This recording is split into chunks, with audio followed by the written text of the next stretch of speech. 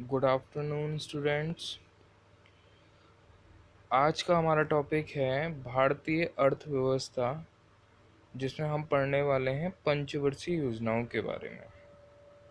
तो हम बात करते हैं सबसे पहले योजना आयोग यानी कि प्लानिंग कमीशन की। भारत में जो प्लानिंग कमीशन की अगर हम बात करें तो 15 मार्च 1950 में योजना आयोग का गठन हुआ और जो भारत के जो प्रधानमंत्री थे उन्हीं को इसका अध्यक्ष बनाया गया।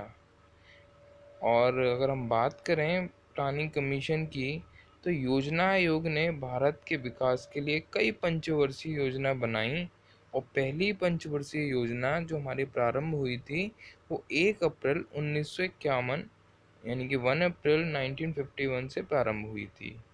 ठीक है। और अगर हम पहली पंचवर्षीय योजना की बात करें जो कि हमारी प्रारंभ हुई थी 1 अप्रैल 1951 से 31 मार्च 1956 तक हमारी पहली पंचवर्षीय योजना चली। अगर हम बात करें तो यह हमारी पंचवर्षीय योजना आधारित थी हेरोल्ड डोमर मॉडल पर।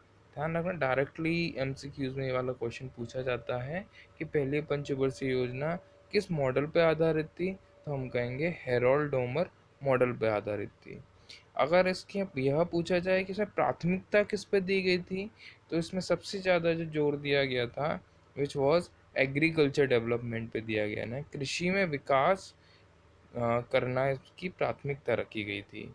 अगर हम बात करें विकास दर का लक्ष्य कितना रखा गया था, तो ये 2.1% का लक्ष्य रखा गया था और हमें प्राप्ति कितनी हुई थी, तो 3.6% की हमें प्राप्ति हुई थी।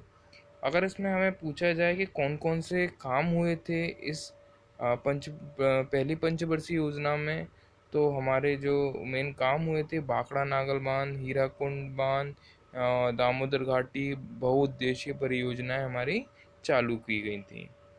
ठीक है। इसके बाद में हमारी आती है दूसरी पंचवर्षीय योजना जो कि हमारी स्टार्ट हुई थी 1 अप्रैल 1956 से 31 मार्च 1961 तक चली। अगर हम बात करें ये किस मॉडल पे आधारित थी, तो यह हमारी आधारित थी पीसी महालनोबिस मॉडल पे आधारित थी। और इसमें प्राथमिकता किस चीज़ पे दी गई, तो इसमें प्राथमिकता दी गई थी हमारे औद्योगिक विकास यानी कि इंडस्ट्रियल डेवलपमेंट पे।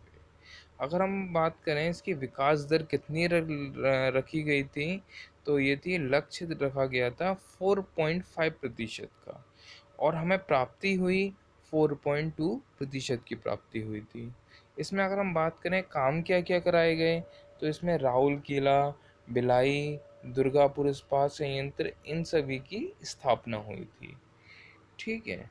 इसके बाद में हमारी तीसरी पंचवर्षीय योजना, आपको पता होना चाहिए 1 से लेकर 3, तीसरी जो पंचवर्षीय योजना थी उसके अध्यक्ष हमारे पहले प्रधानमंत्री जो थे पंडित जवाहरलाल नेहरू वही अध्यक्ष थे, क्योंकि मैंने स्टार्टिंग में बताया था कि योजना आयोग का जो अध्यक्ष था वो प्रधानमंत्री हुआ करते थे। तृतीय पंचवर्षीय योजना हमारी स्टार्ट हुई थी 1 अप्रैल 1961 से 31 मार्च 1966 तक चली। ठीक है। अगर हम इसमें बात करें तो प्राथमिकता थी सेल्फ रिलायंस यानी कि सेल्फ डिपेंडेंस बनाना था एग्रीकल्चर में, सेल्फ डिपेंडेंस आत्मनिर्भर बनाना था हमें किस चीज़ में, एग्रीकल्चर में। और दूसरा अगर बात करें तो हमें उद्योगों पे भी बल दिया गया। लेकिन अगर हम प्राथमिकता अगर आ जाए कि मेनली क्वेश्चन आ जाता है किस पे दी गई, तो हम मेनली बोलेंगे एग्रीकल्चर पर दी गई थी। इसका विकास दर रखा गया था 5.6% का, लेकिन प्राप्ति हमें केवल 2.8% की हुई। अब क्वेश्चन यहाँ से ये भी बन जाता है कि भाई क्या रीज़न रहे, क्या कारण रहे जिसके कारण से क्या कहते हैं कितनी कम हुई। तो पहले तो हम बात कर लेते हैं कारण की। तो देखो 1962 में भारत चीन युद्ध हुआ, 1965 में भारत पाकिस्तान युद्ध हुआ और 1966 में हमारी ड्रॉट हो गई यानी कि बहुत कम बारिश हुई। ठीक है। जिस कारण से आ, हमारी ज़्यादा हमें ग्रोथ देखने को नहीं मिली तीसरी पंचवर्षीय योजना के अंतर्गत।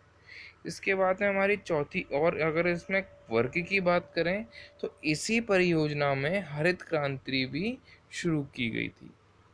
हरित क्रांति के बारे में भी हम पढ़ेंगे, यहाँ से भी इम्पोर्टेंट क्वेश्चन बनता है। ठीक है, इसके बाद में हम बात करें, इसके बाद में योजना अवकाश लिया गया, यानी कि बहुत ज़्यादा हमें ग्रोथ नहीं मिल रही थी, और इसके बाद में वार्षिक योजनाएं चलाना स्टार्ट किया, यानी हर वर्ष। तो 1966 से लेके 1969 तक 3 वर्षों के लिए वार्षिक योजनाएं चलाई गईं, जिसे योजना अवकाश के नाम से भी जाना जाता है। ठीक है, मैंने बताया पहले से तीसरी तक तो हमारे जो अध्यक्ष रहे रहे थे वो थे हमारे जवाहरलाल नेहरू। फिर उसके बाद में हमारी चतुर्थ पंचवर्षीय योजना आई, जिसकी अध्यक्ष बनी हमारी इंदिरा गांधी। ठीक है, चौथी पंचवर्षीय योजना जो हमारी शुरू हुई थी वो 1969 से प्रारंभ हुई थी, 31 मार्च 1973 तक चली थी। अगर हम इसमें बात करें तो प्राथमिकता किस चीज़ पे दी गई थी, तो इसमें हमें स्टेबिलिटी पे ध्यान दिया गया, स्थिरता और आत्मनिर्भर पर ध्यान दिया गया, और कृषि तथा सिंचाई को भी बहुत महत्व दिया गया था। इसमें लक्ष्य की बात करें तो लक्ष्य रखा गया था 5.7% का, और प्राप्ति हमें इसमें भी कमी हुई, यानी 3.4% की ही प्राप्ति हो पाई। उसके बाद में अगर हम वर्क की बात करें तो जो 14 जो बैंकों का नेशनलाइजेशन हुआ था वो इसी समय हुआ, और इसरो की भी इस स्थापना हमारी इंडियन स्पेस रिसर्च ऑर्गेनाइजेशन जो है उसकी भी स्थापना इसी टाइम पे हुई। अच्छा, इस बात में एक नोट डाल के लिख लीजिएगा, इम्पोर्टेंट चीज़, इसी पंचवर्षीय योजना में भारत की कृषि दर सर्वाधिक रही। अगर हम 12 पंचवर्षीय योजना की अगर पूरी की बात करें तो सबसे अधिक जो एग्रीकल्चर में जो उत्पादन हुआ था वो इसी चौथी पंचवर्षीय योजना के दौरान ही हुआ। ठीक है, अब यही नोट्स मैंने ज़रा इंग्लिश में भी बनाए हैं कुछ बच्चों के लिए। इंग्लिश और हिंदी की बात करते हैं तो उन वो लोगों को भी आ, मुझसे नोट्स प्रोवाइड ले सकते हैं। इंग्लिश में भी अवेलेबल हैं और हिंदी में भी हैं, ये मैं शेयर कर दूंगा।